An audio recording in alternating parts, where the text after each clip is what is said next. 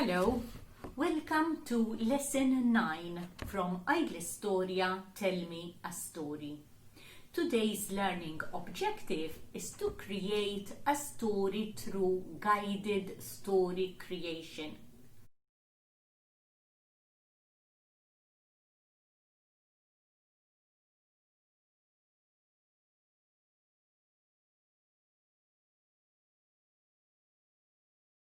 Activity 1 is the storytelling. Today's story is called Snip Snip. The coat is the main character and not the boy wearing the coat.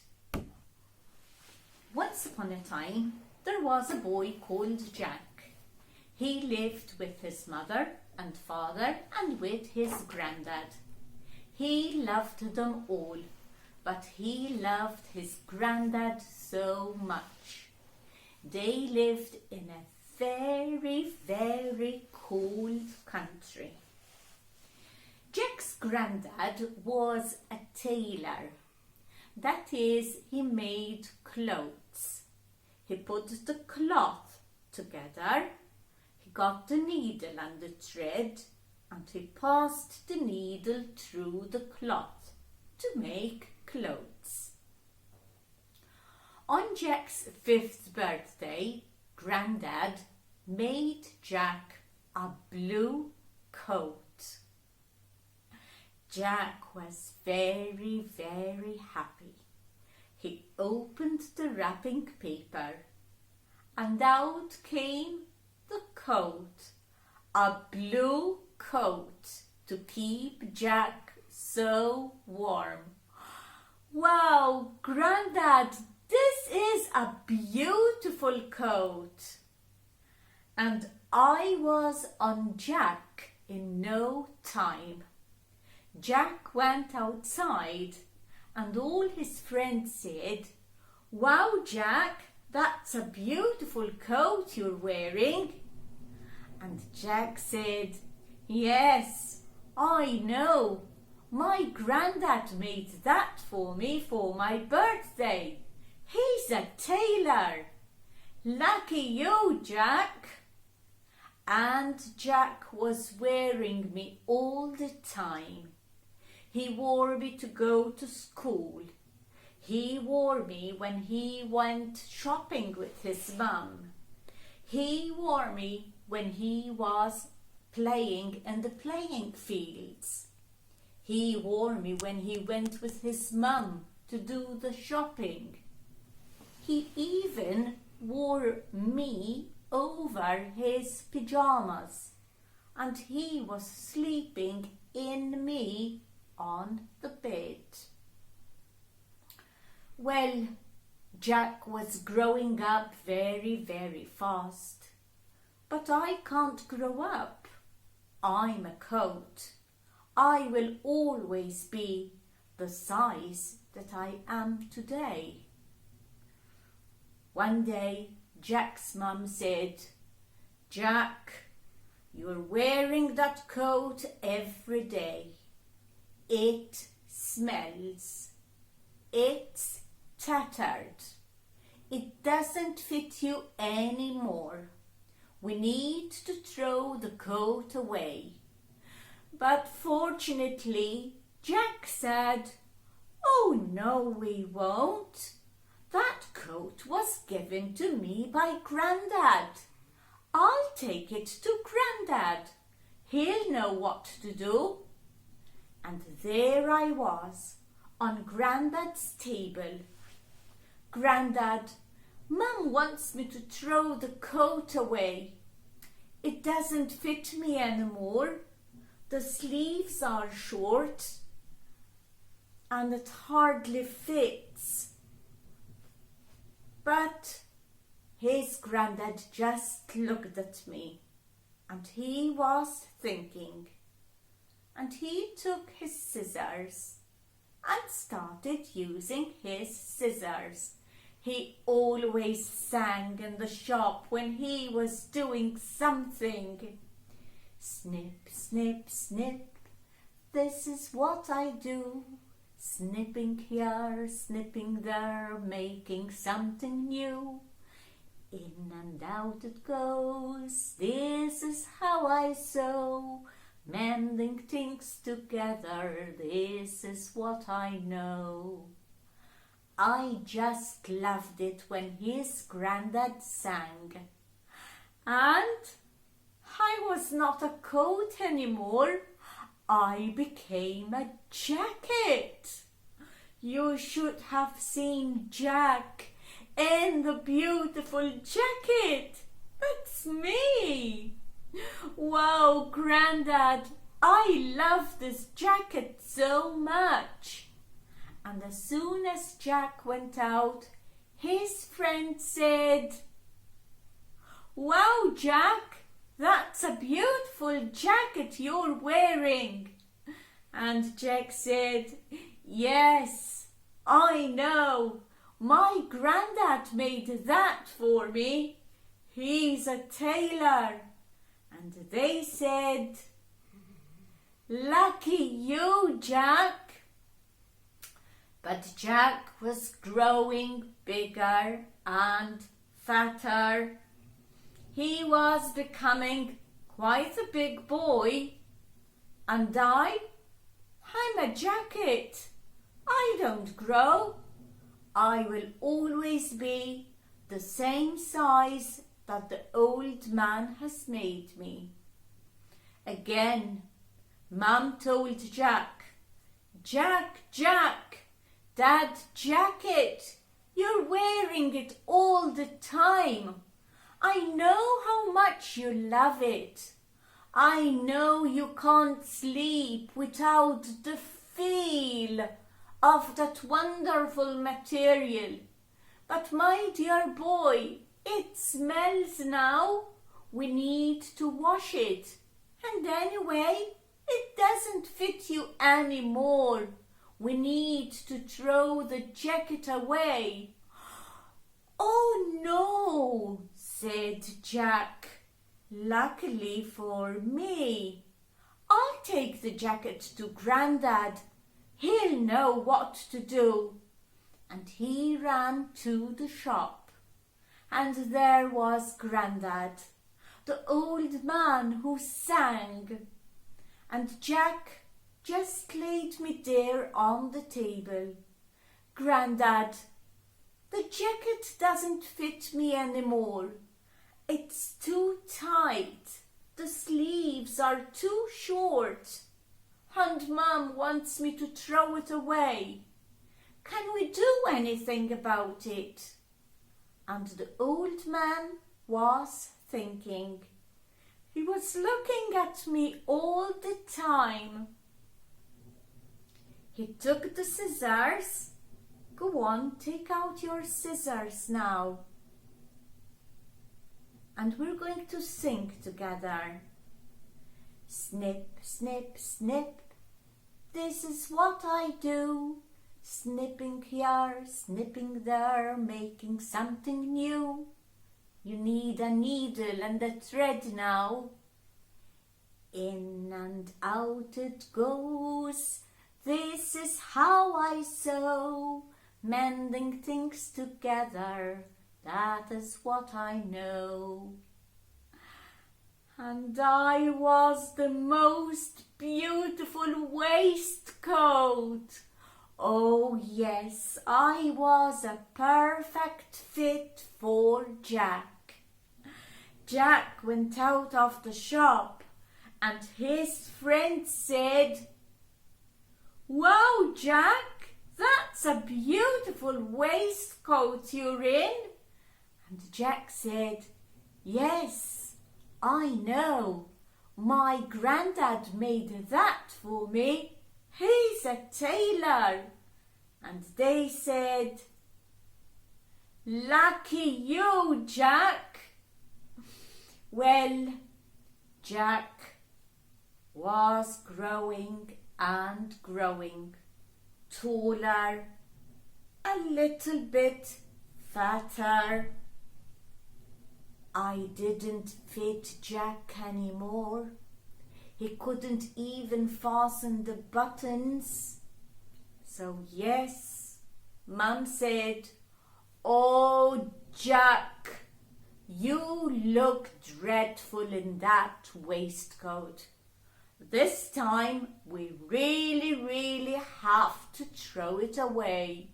"No, no," said Jack. I was very fortunate. But you see, my material was so comforting, and Jack couldn't go to sleep if he didn't feel my material on his cheek and on his hands. It made him feel so good. He went to his granddad's shop, and there I was again. I was on the table. "Grandad, the waistcoat doesn't fit anymore. Can we do anything about it?" Well, I must admit, I was very tattered. Yes, and I did smell a little bit bad. I really needed a good wash. Grandad just looked at me, and he took out his scissors. "Take out your scissors, okay? Snip, snip, snip. This is what I do. Snipping here, snipping there, making something new. A needle and a thread. In and out it goes. This is how I sew, mending things together. That is what I know. And now I'm a button. I'm a button with a pin at the back. Jack can wear me whenever he likes. He can wear me over his clothes. He only has to fasten the pin, and there I am. Well, unfortunately, one day Jack did not fasten the pin tight enough, and I just dropped off, and Jack didn't notice. He was at his granddad's shop, and I just rolled away, and I was under a very old and dark cupboard. I don't think Grandad ever got his broom down there, so I knew I was there to stay. I could hear Jack, and he told his Grandad, "Oh, Grandad, I've lost my button. What am I going to do now?" I don't know what his Grandad was doing, but I think he was writing, because I heard Jack say, "Why did you take out a paper and a pen, Grandad?" And Grandad did not talk at all. Then he gave Jack a note, and Jack read what was written on the note.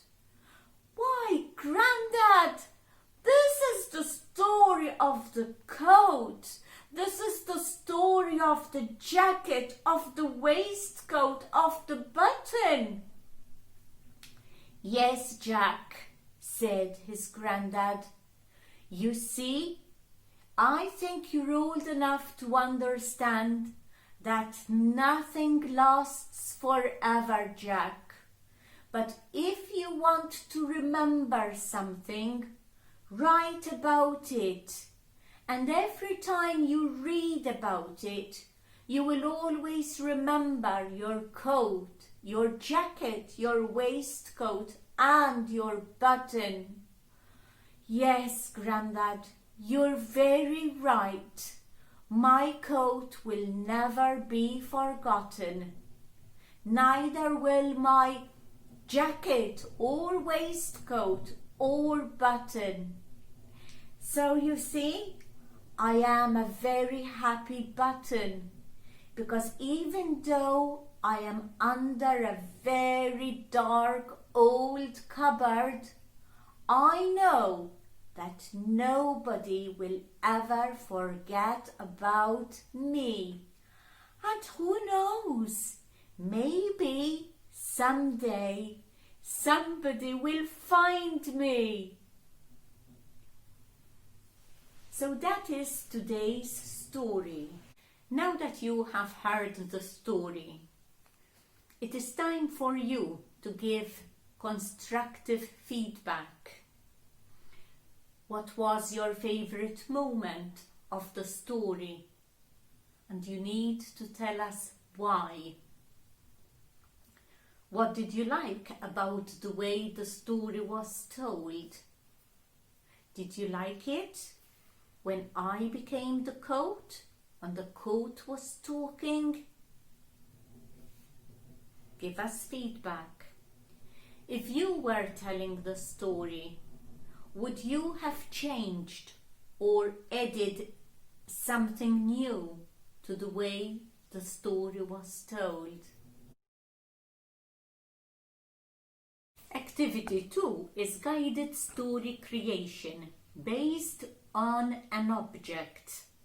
Like when I told the story, it was based on a coat. So, activity 2 is guided story creation based on an object. By the end of this activity, you will be able to create a story with guidance. What you would need is a blank piece of paper. Make 2 vertical lines and 2 horizontal lines, and you write what you have here: where, who, what, problem, setback 1, setback 2, helper, solution, ending, learning. By now you know that this is the plot matrix. It is the plot of a story. And you do not write in the boxes. You just draw an image that helps you remember your story. You can write maybe a word or a phrase at the end for the learning, but in the rest of the boxes you need to draw something. This is not art, it is something that helps you remember only. So relax, take a deep breath, pretend you're alone in the classroom, keep yourself focused so you can think. I'm going to put some music to help you relax, and I will guide you through every box.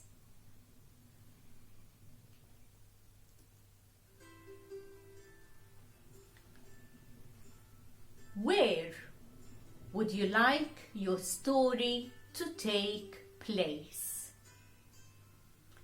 Imagine a place. Let the image arise in your imagination.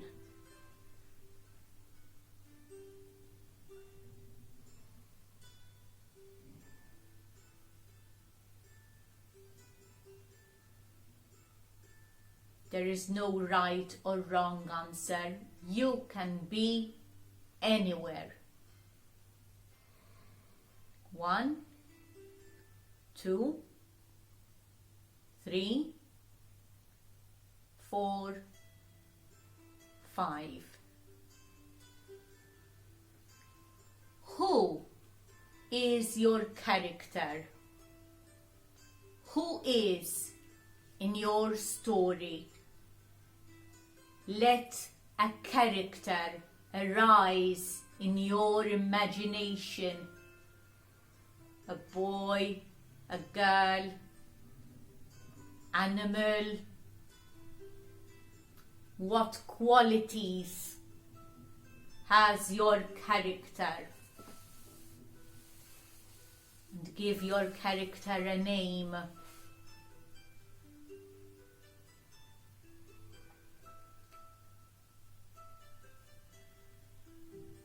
One, 2, 3, 4, 5. Your character has a problem that matters. What is the problem? A problem that might change his, her, or its life. A problem that makes them sad, worried. What are you thinking?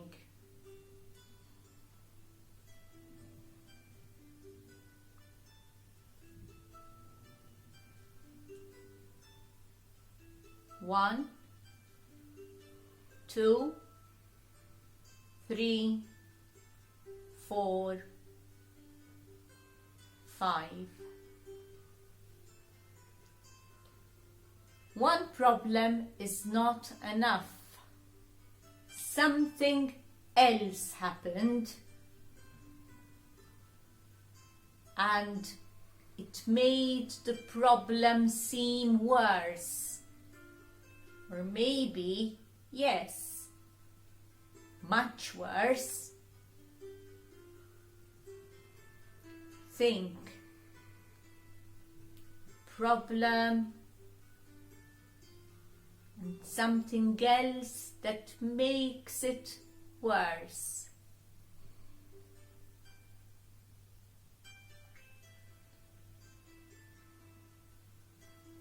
Something else happened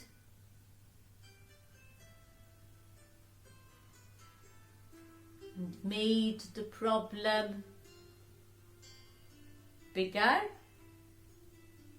or maybe made your character furious and frustrated, which will make the problem bigger.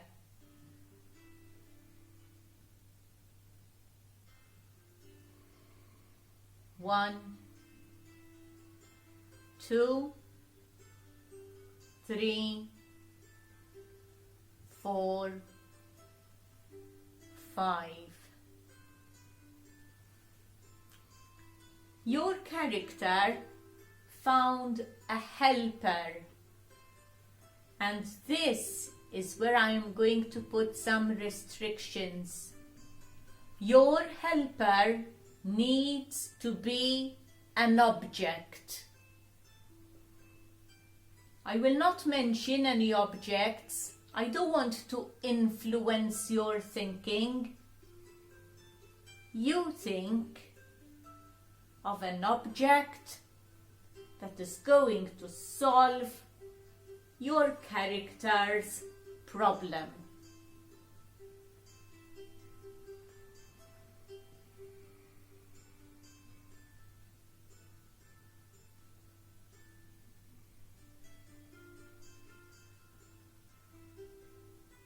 One, 2, 3, 4, 5. Now that your character has found a helper, the helper had a solution for the problem. At least, I hope there is a solution. If there is not a solution, the story is a tragedy. It can happen, but I'm hoping for a solution. Think, how can this object as a helper help your character with the problem? How?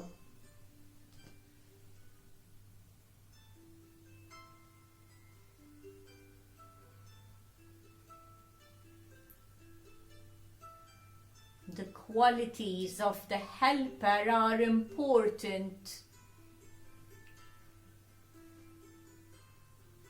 What qualities has this object? 1, 2, 3, 4, 5. Now that there is a solution, there is an ending. Is it a happy ending? Is it a sad ending? Because the helper did not find a solution for the problem. So think, what would you like your ending to be? Is it a happy ending? Is it a sad ending?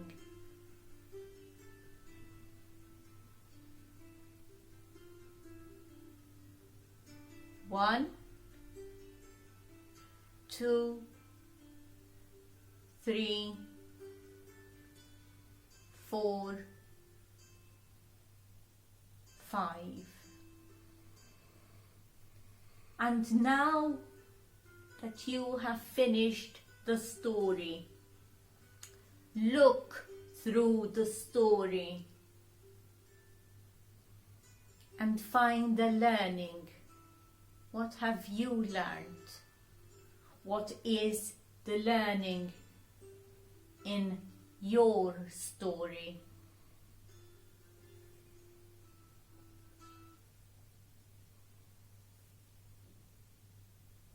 You can write that.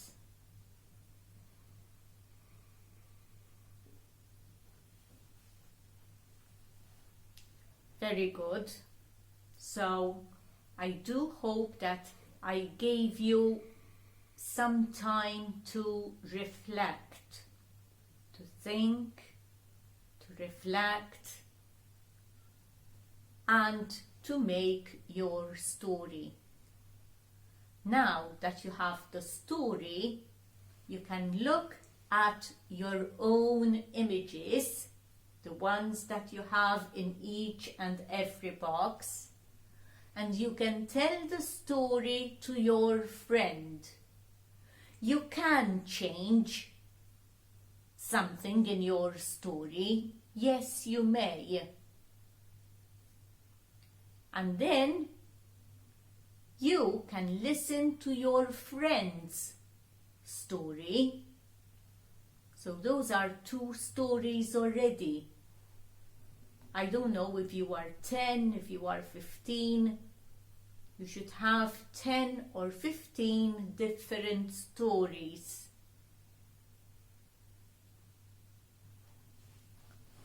I had my time yesterday. I reflected on this yesterday. I put the same music, which I hope was helpful for you. And this is what I came up with. As aware, I was thinking of an old house with an attic. I was thinking of poor people living in this house. So I had a lot of thoughts already. But just a house with an attic reminds me of everything.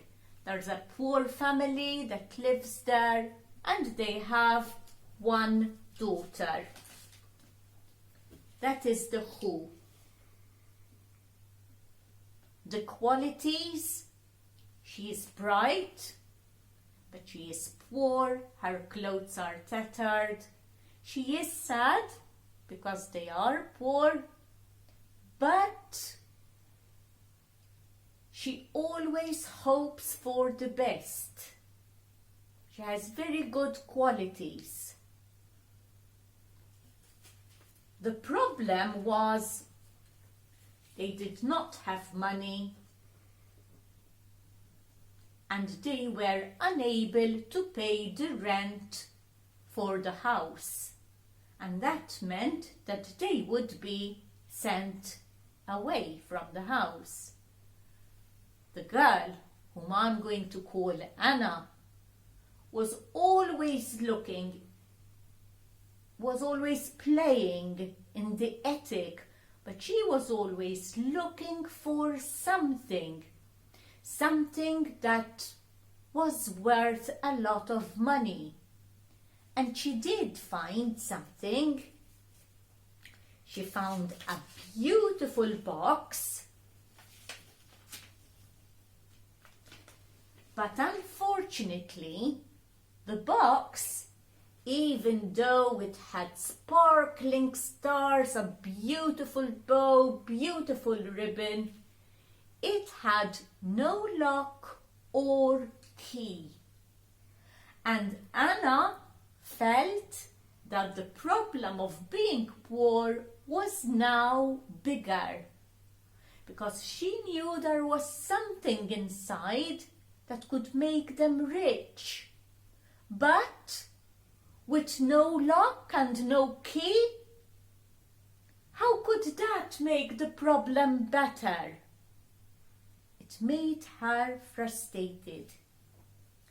She took the box and was shaking the box. And all the stars and all the ribbons fell off. Not just fell off, they vanished. The box looked terrible. Now Anna was even cross. She could hear something in the box. What was it? She could not open it. No key, no lock. It was not beautiful anymore. She could not sell it, even just for the box. But then something amazing happened. The bow started talking. Anna, Anna, take me off. There's a hole in the box.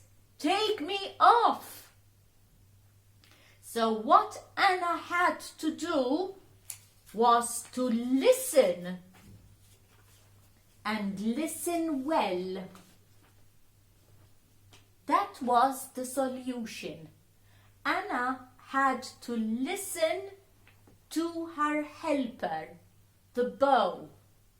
Take me off, because under that bow there was a hole. And from the hole, Anna got out a ring that had a very special stone on it, a very special diamond. Nobody knew where the box came from. Nobody knew. It was in the attic. It was like someone put it there with magic.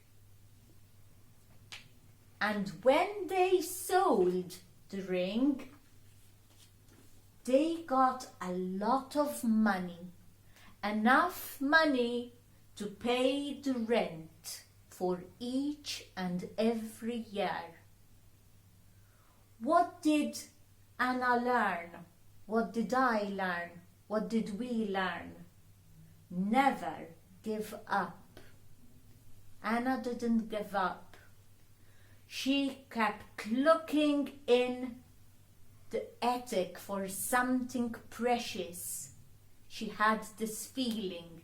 She never stopped looking. And she believed in the bow. She didn't say, a bow can't give you advice. A bow can't talk. No. She listened very patiently and carefully. Anna, take me off. There's a hole in the box. And there was. So that was my story, as I was all engaged in my own thinking, in my own thoughts. I would be very grateful if you would send us your stories. Send us your stories so we can share them, like I shared my story with you. What you can do is map your story. Mapping your story is putting the images one after each other, just to help you remember. We step, so you remember it. So I'm going to step the story to help you remember it even more. Attic. The old house is important, but the attic is more important. Attic. Girl, poor. No money. Box, no key. Stars, ribbons, vanished. Bow, talking. Listen. Wow. Ring. Money. Pay the rent. Never give up.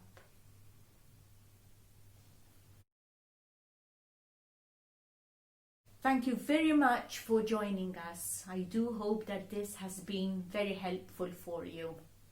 Send us your stories. We're waiting. Until the 10th session, bye-bye for now.